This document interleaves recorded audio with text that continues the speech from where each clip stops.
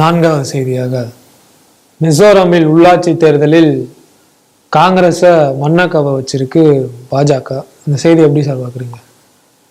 மிசோரமில் குறிப்பாக இந்த செக்மா கவுன்சில், இண்டிபெண்ட் கவுன்சில், அதில் 88 இடம் அந்த சிவிங்கிற போஸ்ட்டுக்கு நடந்திருக்குது. அதில் 66 பாஜக வெற்றி பெற்றிருக்கிறது. அதுக்கப்புறம் மிசோரம் அந்த ஃப்ரண்ட் அவங்க சீட்டு இது பண்ணியிருக்காங்க. அதற்கு ஏற்கனவே இருந்த ஆட்சியில் இருந்த அந்த கட்சி கொஞ்சம் வாங்கியிருக்குது. காங்கிரஸ் இதில் மிகப்பெரிய அளவே மண்ணை கவ்வி இருக்கிறது அப்படிங்கிறத பார்க்குறோம். சுதந்திரத்திற்கு பின், இத்தனை ஆண்டுகளுக்கு பின் மிகப்பெரிய வெற்றியை பாஜக அங்கே கைப்பற்றி இருக்கிறது. எப்பவுமே என்ன சொல்லுவாங்க, எம்எல்ஏ எம்பி சீட்டில் ஒரு வகையில் பாஜக ஜெயிச்சிருச்சுன்னா அதில் ஓட்டிங் மிஷினை வச்சு என்னவோ பண்ணிட்டாங்க. அதுன்னு லோக்கல் பாடிங்கிறது அந்த மக்களோடு கனெக்ஷனில் இருக்கிறது. அதில் நாங்கள் தான் டாப்பு அப்படி இப்படின்லாம் பல கட்சிகள் பல நேரங்களில் உருட்டோம்.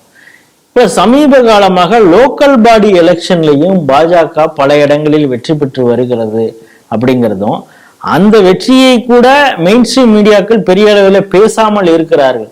இதுவே இது உல்டாவா வேற மாதிரி ஆயிருக்குன்னு வச்சுங்க, அதை குறித்து எல்லா மீடியாக்களும் பேசும். ஆனால் இப்போ கமுக்கமா இருக்காங்க. இப்போ சமீபத்தில் ஹரியானாவுடைய லோக்கல் எலெக்ஷன் நடந்தது. 10 மேயர் பதவி இருக்குது. அதில் 9 இடத்த பாஜக வெற்றி பெற்று, அது முக்கியமான சிட்டிஸ்ல எல்லாத்துலேயுமே மேயர் அந்த பதவியை பாஜக கைப்பற்றியது. ஒன்றில் மட்டும் மாற்று, அவரும் கூட இங்கேருந்து பிஜேபியிலேருந்து ரெபலா போனவர் அப்படின்னு சொல்றாங்க.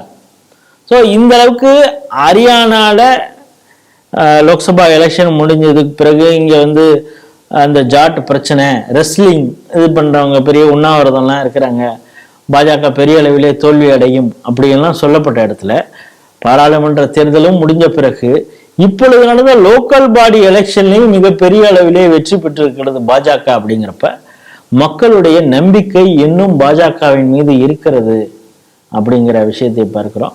அதே போல மத்திய பிரதேசலையும் நடந்த பல லோக்கல் பாடி எலெக்ஷன், சமீபத்தில் நடந்த மகாராஷ்டிரா எலெக்ஷன், டெல்லியில் நடந்த எலெக்ஷன், இதெல்லாம் பார்க்கும் பொழுது தொடர்ச்சியாக பாஜக அந்த வெற்றியை நோக்கி சென்று கொண்டு இருக்கிறது. இன்னும் கிரவுண்டு, இந்த லோக்கல் பாடிங்கிறது தான் மக்களுடைய இமீடியட்டாக கனெக்ஷன்ல இருக்கக்கூடியது. அதிலும் இந்த ஹரியானா சொல்றது, இப்பொழுது வடகிழக்கு பகுதியான மிசோரம்லையும் மிகப்பெரிய வெற்றி பெற்று. இந்த மிசோரம்ங்கிறதுப்ப நம்ம ஏன் எக்ஸ்ட்ராவா இதை ஒரு செய்தியா எடுத்து பார்க்குறோம்னா, தொடர்ந்து இங்க ஒரு விஷயம் கட்டமைக்கப்படுகிறது. என்னன்னா, இஸ்லாமியர்களுக்கு எதிரானது பாஜக, கிறிஸ்தவர்களுக்கு எதிரானது பாஜக. இந்த தேசத்தை விரும்பக்கூடிய, இந்த தேசத்தின் மீது உள்ளார்ந்த அன்பு வைத்திருக்கக்கூடிய எல்லாரையும் பாஜக அரவணைக்கிறது. இப்ப மிசோரம்ல அதிக அளவுல கிறிஸ்டின்ஸ் இருக்காங்க, கொஞ்சம் புத்திஸ்ட் இருக்காங்க, முஸ்லீம்ஸும் கொஞ்சம் இருக்காங்க. இந்த இடத்துலயே லோக்கல் பாடி எலெக்ஷன்ல பாஜக வெற்றி பெறுதுன்னா அப்படின்னா அவருடைய நம்பிக்கையை அங்க பெற்று இருக்குது.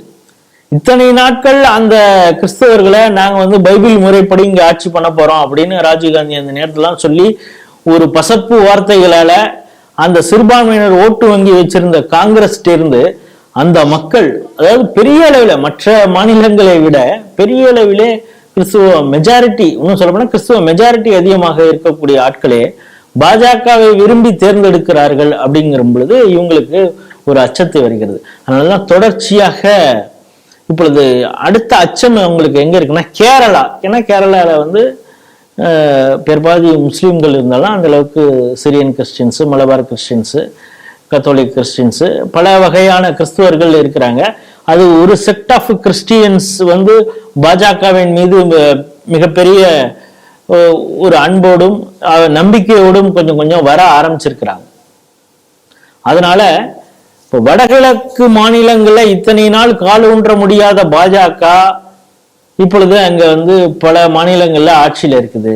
அதே போல நாளைக்கு சவுத்துல இந்த பூச்சாண்டி பாஜகங்கிற ஒரு பூச்சாண்டியை காட்டி இந்த சிறுபான்மையின மக்களை நம்ம ஏமாத்திக்கிட்டு இருக்கோம் அப்படின்னு நினைக்கக்கூடிய காங்கிரஸும் கம்யூனிஸ்டுகளும் நாளைக்கு இங்கேயும் இந்த கிறிஸ்தவர்கள் ஒரு பக்கம் இந்த பக்கம் பாஜக பக்கம் சென்று விட்டால் நம்முடைய ஓட் பேங்க் என்ன ஆகுதுங்கிற ஒரு அச்சத்துல இருக்கிறதையும் பார்க்கிறோம். சமீபத்துல பல கிறிஸ்தவ எம்எல்ஏக்களாக இருந்தவர்களே பாஜக பக்கம் திரும்பதான் அவங்க பாஜகவில் மிகப்பெரிய பதவி அடைஞ்சிருக்கிற அந்த விஷயத்தையும் நம்ம பார்க்குறோம்.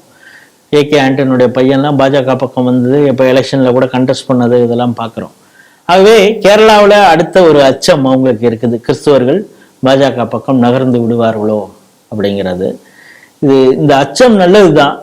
அவருடைய நம்பிக்கை பெறுவதற்காக உண்மையாக வளர்ச்சி அப்படிங்கிற விஷயத்துல அவர்களும் இந்த நாட்டுடைய வளர்ச்சி தான் நமக்கு முக்கியம், மதத்தையும் கடந்து வளர்ச்சி, இந்த நாட்டுடைய தேசத்துடைய வளர்ச்சி முக்கியம் அப்படிங்கிறது அவர்களும் புரியும் பட்சத்துல எல்லா இடங்களிலும் பாஜக ஒரு ஏற்கும்படியான கட்சியாக மாறும் அப்படிங்கிறது தான் நம்முடைய பார்வை.